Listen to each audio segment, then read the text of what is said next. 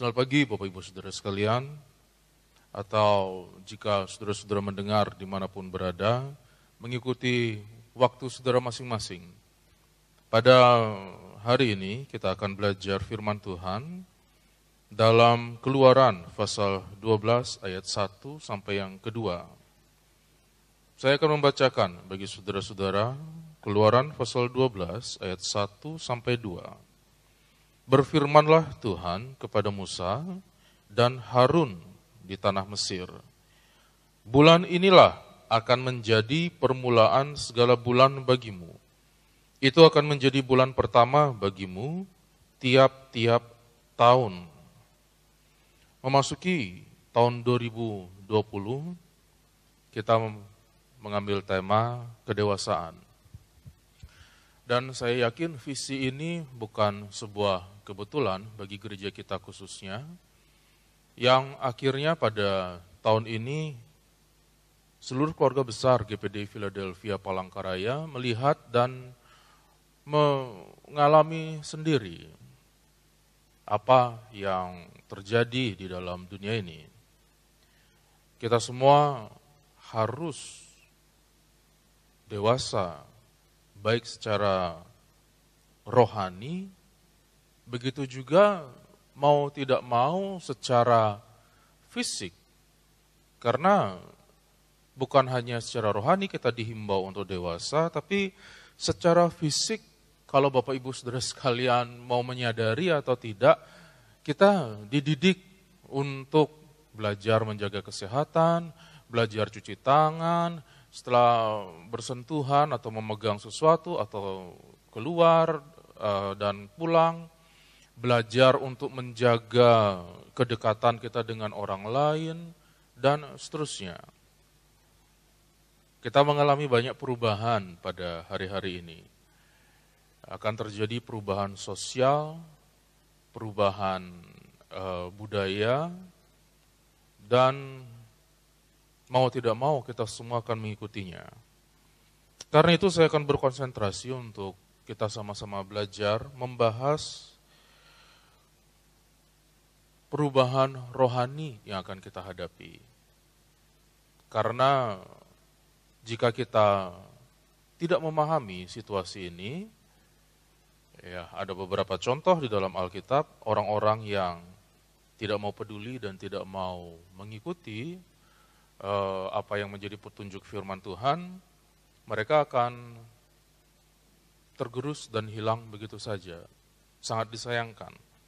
Tetapi bagi orang-orang yang mau mempelajari firman Tuhan, bisa mengantisipasi keadaan pada hari-hari ini. Tadi kita sudah membaca dalam Keluaran pasal 12 ayat 1 sampai 2, ketika Tuhan memerintahkan Musa dan Harun untuk membawa bangsa Israel keluar dari Mesir. Ini adalah tonggak atau era baru bagi bangsa Israel. Selama 430 tahun mereka ada di bawah perbudakan Mesir. Hari ini, malam ini, mereka akan memasuki sebuah dunia yang baru, sebuah cara yang baru untuk hidup, sebuah metode yang baru untuk hidup, dan sebagainya, semua serba baru. Karena itu, sebelum mereka menginjakkan kaki keluar dari pintu gerbang Mesir, Tuhan sudah mempersiapkan mereka dengan pesan bahwa dalam segi waktu pun Tuhan mereset, membaharui perhitungan waktu mereka. Ini akan menjadi bulan baru bagimu, kata Tuhan. Ini akan menjadi titik nol bagimu untuk melangkah ke waktu-waktu berikutnya. Di dalam Alkitab, ada beberapa kali manusia mengalami perubahan-perubahan memasuki sesuatu yang baru, memasuki era yang baru dalam kehidupan mereka. Ketika Adam dan Hawa jatuh ke dalam dosa, selama belum ada waktu, kita tidak tahu berapa lama mereka ada di Taman Eden, dijamin oleh Tuhan makanan, minuman mereka, dan Semua keadaan hidup mereka lengkap. Tetapi ketika mereka jatuh ke dalam dosa, mereka masuk ke dalam era yang baru. Mereka harus keluar dari Taman Eden, mengusahakan tanah dengan berpeluh dan seterusnya. Bapak Ibu Saudara sekalian bisa membaca dalam kitab Kejadian. Begitu juga dalam kitab Kejadian dituliskan manusia memasuki era baru ketika mereka berhadapan dengan air bah. Tuhan menyuruh Nuh untuk membuat bahtera. Dan Tuhan sudah memberikan kesempatan kepada Nuh selama 100 tahun membangun bahtera itu. Manusia-manusia yang ada di bumi tidak juga bertobat. Ketika akhirnya Tuhan hapuskan semuanya lewat air bah, manusia masuk ke dalam era yang baru. Hanya tinggal Nuh beserta dengan keluarganya yang hidup. Bapak Ibu Saudara sekalian bisa membayangkan bagaimana perasaan Nuh dan keluarganya pada waktu itu ketika bahteranya terkandas di pegunungan Ararat, mereka keluar dari bahtera, segala sesuatunya baru bagi mereka. Tatanan hidup baru, kehidupan sosial, budaya mereka baru. Semuanya tidak sama lagi seperti sebelum mereka naik ke bahtera itu. Karena tidak ada lagi manusia, tidak ada lagi kehidupan yang lain. Pada hari ini, Bapak Ibu Saudara sekalian, kita mengingat hal-hal itu yang terjadi dalam Alkitab, supaya kita tidak kaget dan tidak gentar menghadapi situasi dan kondisi pada saat ini. Mau tidak mau kita semua menghadapi hal yang baru sejak tahun 2020 ini. Memang ada pembicaraan atau ada berita-berita bahwa pandemi ini bukan yang pertama kalinya terjadi. Bukan sesuatu yang baru. Dunia pernah mengalami pandemi yang bahkan lebih parah daripada kondisi saat ini. Dan kita juga dalam zaman modern pun tercatat beberapa pandemi yang akhirnya tidak seglobal ini dampaknya. Tetapi yang mengherankan, masuk dalam tahun 2020 ini, Bapak Ibu Saudara sekalian, kita memasuki sebuah, mungkin Bapak Ibu masih ingat dengan khotbah saya waktu akhir tahun, sebuah kondisi di mana dampak yang kita lihat mungkin hanya kerucutnya di atas saja, dampak gunung es itu, kita tidak tahu ada apa di bawah gunung es itu. Ya. Kita mungkin hanya lihat kerucutnya saja, tapi ada sesuatu yang terjadi di bawah gunung es itu yang sangat besar, yang saat ini kita sebagai gereja Tuhan harus bersiap dan mengantisipasinya.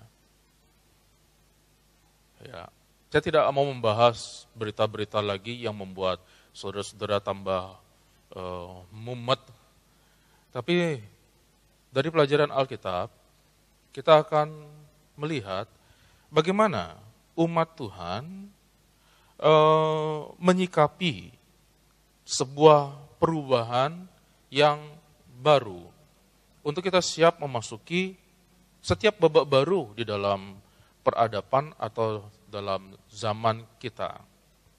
Yang pertama, Bapak Ibu Saudara sekalian, melihat Keluaran 12 ayat 28, kita bisa mengetahui untuk memasuki sebuah era yang baru, umat Tuhan harus belajar untuk taat sepenuhnya. Saya akan bacakan ayat 28.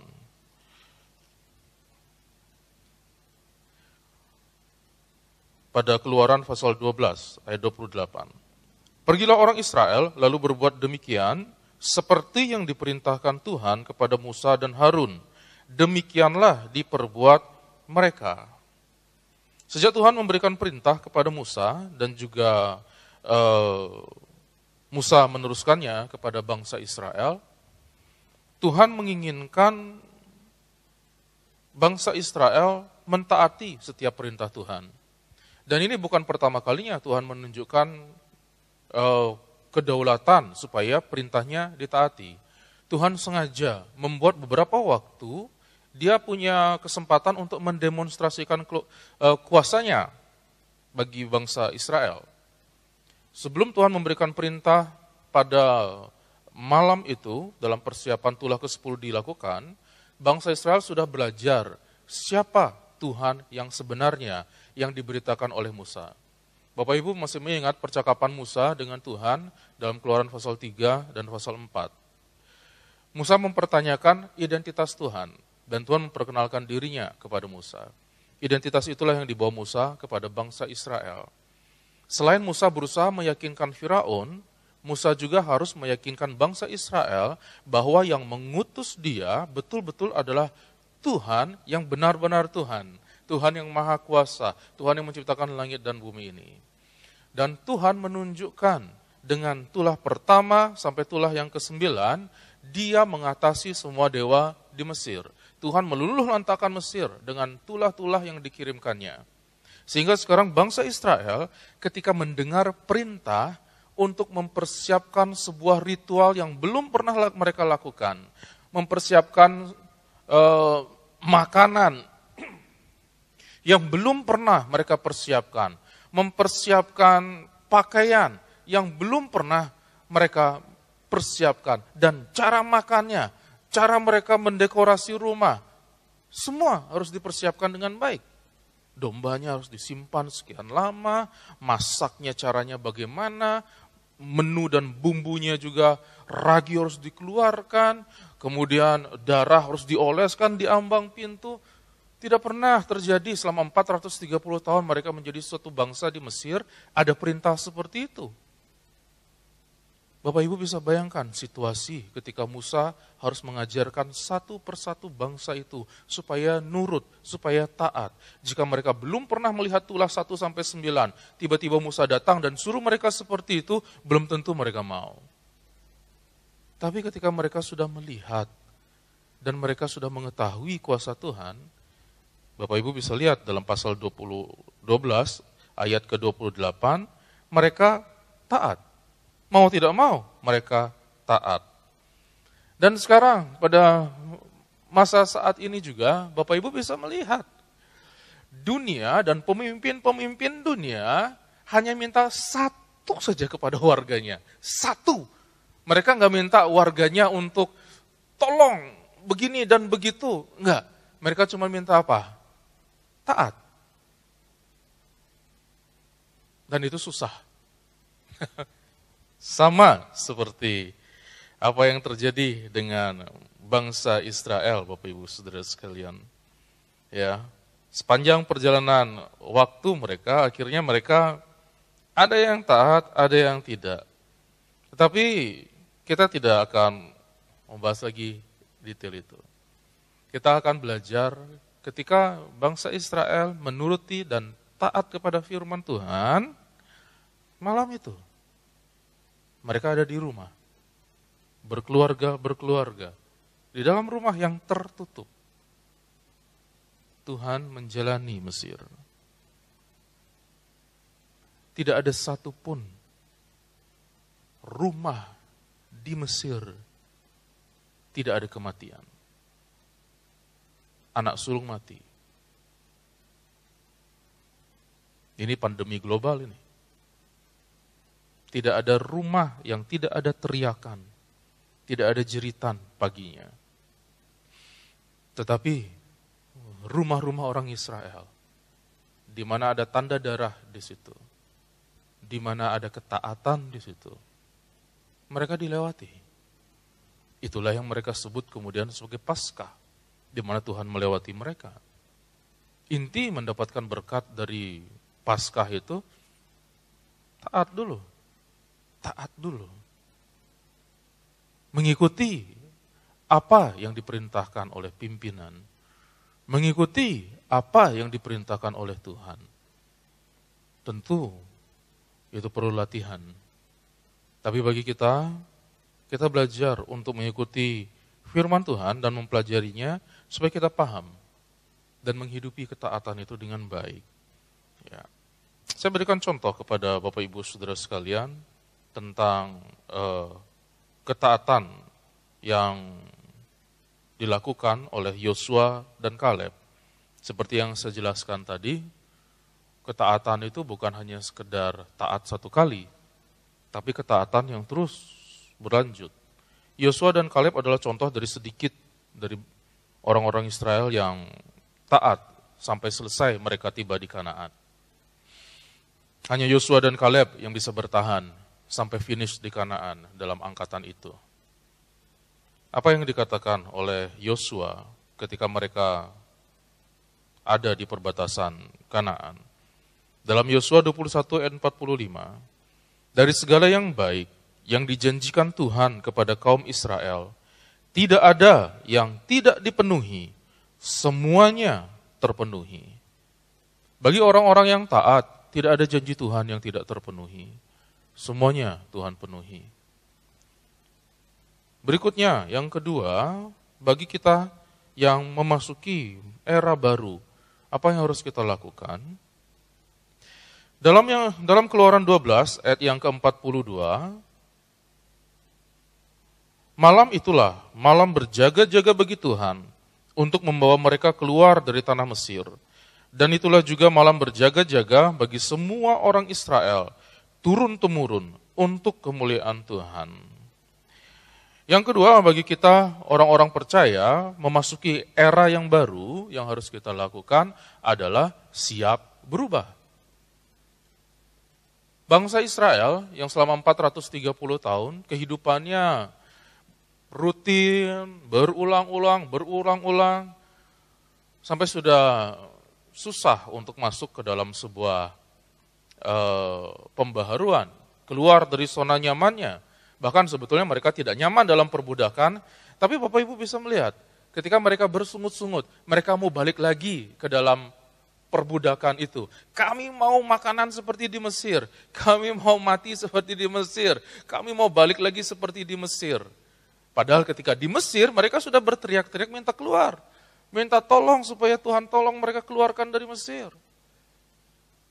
Ada beberapa orang yang seperti itu, tapi sudahlah dengan mereka. Bagi kita, umat Tuhan yang mau belajar firman Tuhan, Bapak Ibu Saudara sekalian siaplah untuk berubah. Bangsa Israel mau tidak mau harus belajar untuk melangkah di padang gurun. Mau tidak mau mereka harus belajar untuk makan makanan yang mungkin tidak sesuai dengan selera mereka. Tiap hari harus makan mana, tiap hari mereka harus keluar ambil simpan, besok ambil lagi simpan. Pada hari Sabat mereka boleh simpan 2 hari. Harus terus ada hidup dalam ketaatan, selalu siap dalam perubahan.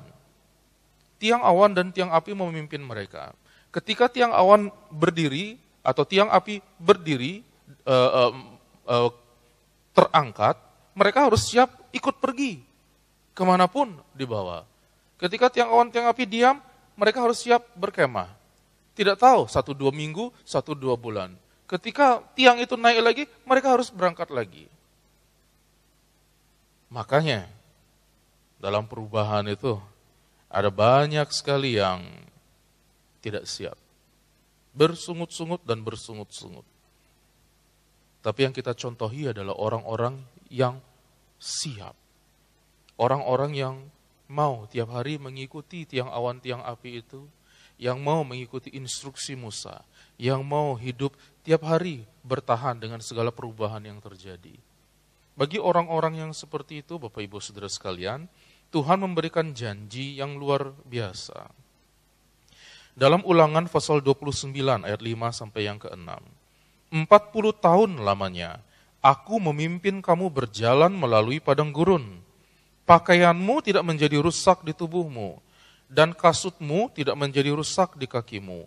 Roti tidak kamu makan, anggur atau minuman yang memabukkan tidak kamu minum, supaya kamu tahu bahwa akulah Tuhan Allahmu.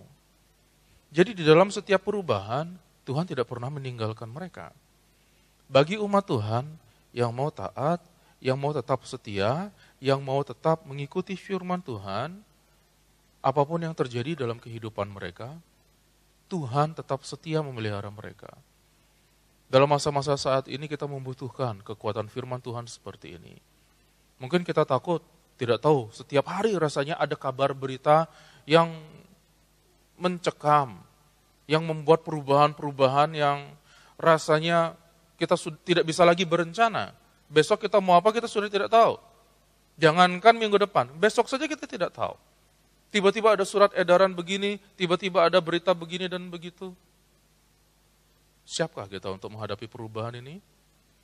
Tetaplah siap dengan ketaatan kepada firman Tuhan. Karena Tuhan tidak akan pernah meninggalkan kita. Kemudian yang ketiga, dan saya harap ini bisa menjadi sebuah peringatan bagi kita. Dalam Bilangan pasal 32 ayat 12, Bilangan 32 ayat 12 dituliskan, kecuali Kaleb bin Yefune, orang Kenas itu, dan Yosua bin Nun, sebab keduanya mengikut Tuhan dengan sepenuh hatinya. Ini yang saya perlu beritakan kepada seluruh jemaat GPDI Philadelphia Palangkaraya. Untuk kita bersiap memasuki era yang baru, belajar untuk peduli dan mempunyai inisiatif supaya bisa mengambil tindakan-tindakan yang mengantisipasi. Artinya apa itu antisipatif dan inisiatif? Inisiatif itu sudah nggak zamannya lagi kita akan diketok baru jalan. Sudah nggak zamannya lagi kita harus minta bimbingan dan tuntunan. Bapak Ibu harus peka pada masa-masa ini. Seperti tadi yang saya jelaskan, kita dipaksa untuk dewasa. Jangan punya mental jemaat yang seperti dulu lagi, sudah nggak zamannya Bapak Ibu Saudara sekalian. Bayangkan sekarang, Bapak Ibu nggak bisa lagi minta untuk tolong besukin saya. Bukannya saya meremehkan dan merendahkan besuk, bukan. Ada waktunya kita pernah melakukan itu. Tetapi seperti pengkhotbah juga bilang, ada waktunya sekarang sudah nggak bisa melakukan itu. Kami pun mau besuk, Bapak Ibu belum tentu terima kami. Hal yang paling remeh seperti itu. Minta bimbingan, minta konseling untuk berhadapan. Ini era yang baru.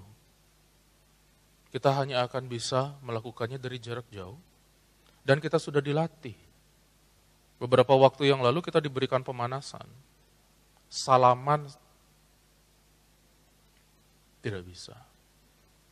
Bagi yang dulu sering tersinggung gara-gara salaman, kemudian salaman ada yang meleng begitu. Sekarang nggak disalamin, saudara.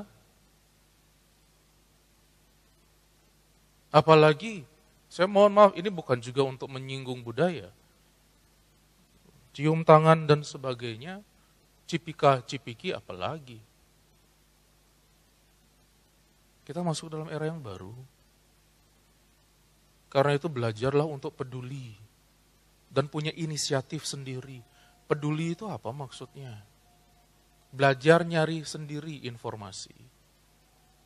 Belajar masuk sendiri ke dalam grup-grup komsel, grup-grup rohani. Belajar cari sendiri firman Tuhan. Belajar baca sendiri firman Tuhan. Belajar doa sendiri. Belajar memperhatikan kerohanian diri sendiri. Yosua dan Kaleb ada dalam situasi seperti itu. Jika dulu kita anggap Yosua dan Kaleb hanya sebuah cerita dan tokoh, sekarang Bapak Ibu bisa membayangkan. Ketika 12 pengintai itu kembali, 10 orang bilang, tidak mungkin mereka bisa mengalahkan bangsa Ai. Yosua dan Kaleb merobek bajunya dan bilang mereka bisa. Tetapi bukan hanya 10, seluruh bangsa Israel, bahkan kemungkinan besar Musa ada dalam keraguan untuk tidak mempercayai Yosua dan Kaleb. Tapi akhirnya Yosua dan Kaleb tetap bertahan. Kita diharapkan untuk mempunyai mental-mental yang seperti itu. Yang sepenuh hati kepada Tuhan. Yang gak pura-pura lagi. Sudah gak zamannya lagi untuk cari Tuhan rame-rame. Sudah gak zamannya lagi untuk munafik dan untuk pura-pura. Sudah gak zamannya Bapak Ibu Saudara sekalian. Kalau kita mencoba untuk main-main dan munafik, dan dari dulu kita belajar mendua, hari ini akan terbukti. Maksudnya apa? Kalau dulu ke gereja, karena teman. Hari ini Bapak Ibu mau cari teman yang mana? Kalau dulu ke gereja, bisa ibadah dengan baik dan duduk, tapi tidak pernah dengar firman Tuhan dengan baik. Malah main handphone, malah keliling-keliling untuk lihat Instagram, lihat Facebook, buka WhatsApp. Hari ini dibebaskan. Terserah Bapak Ibu sekarang, udah kupingnya nggak kuat dengar seperti ini, langsung ganti channel, nggak apa-apa. Nggak ada yang marah. Hari ini gereja nggak bisa melarang jemaatnya untuk ibadah dalam tanda petik di gereja lain. Semua gereja punya channel YouTube. Hari ini pendeta-pendeta nggak bisa tersinggung, jemaatku nggak ibadah sekarang. Nggak ada. Era baru. Yang dibutuhkan hari ini adalah kepedulian dan berusaha mengantisipasi apa yang ada di depan. Kalau Bapak Ibu Saudara sekalian peduli dengan GPDI Philadelphia sebagai rumah, sebagai tempat beribadah, sebagai tempat lahir secara rohani, sebagai tempat makan rohani, sebagai tempat bertumbuh, kita tenang saja. Kami merasa aman, tidak akan ganti channel, nggak akan main-main ketika mengikuti ibadah seperti ini. Tapi bagi yang terbiasa untuk tidak penuh hati mengikuti ibadah, sudahlah dengan mereka itu. Karena itu Bapak Ibu Saudara sekalian, mengapa Yosua dan Kaleb bisa memiliki kepedulian yang seperti itu? Mengapa Yosua dan Kaleb bisa mempunyai mental seperti itu? Mari kita lihat dalam Yosua pasal 24 ayat 14 sampai 15. Yosua 24 ayat 14 sampai 15. Oleh sebab itu, takutlah akan Tuhan dan beribadahlah kepadanya dengan tulus ikhlas dan setia. Jauhkanlah Allah yang kepadanya nenek moyangmu telah beribadah di seberang sungai Efrat dan di Mesir, dan beribadahlah kepada Tuhan. Tetapi jika kamu anggap tidak baik untuk beribadah kepada Tuhan, pilihlah pada hari ini kepada siapa kamu akan beribadah. Allah yang kepadanya nenek moyangmu beribadah di seberang sungai Efrat, atau Allah orang Amori yang negerinya kamu diami ini. Tetapi aku dan seisi rumahku, kami akan beribadah kepada Tuhan. Bukankah itu petunjuk kemandirian, kedewasaan, kepedulian kepada keluarga secara mandiri? Terserah orang mau ibadah seperti apa. Terserah kamu mau pilih ibadah apa. Tapi aku dan keluargaku, kami akan tetap ikut sama Tuhan itu.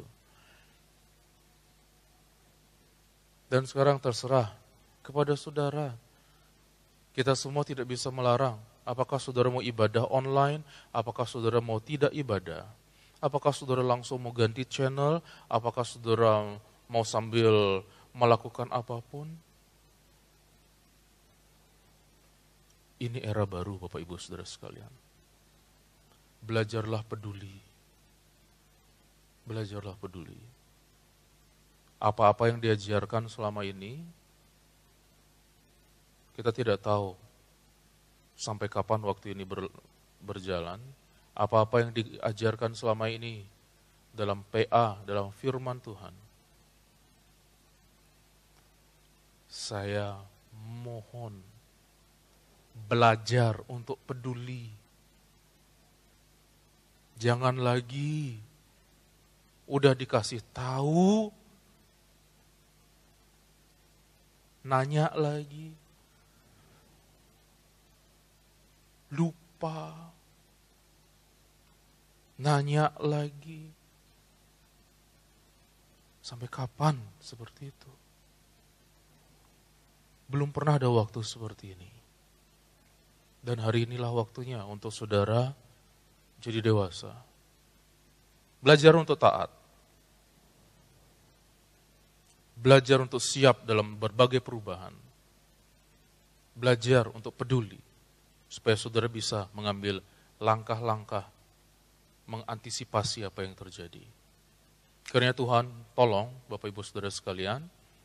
Dan sekali lagi saya harapkan saudara-saudara bergabung terus dalam grup Facebook atau grup WhatsApp atau bahkan saudara-saudara tetap kontak dengan komsel saudara-saudara, dan itu akan minimal akan memberikan saudara dukungan satu sama lain dalam menghadapi masa-masa saat ini.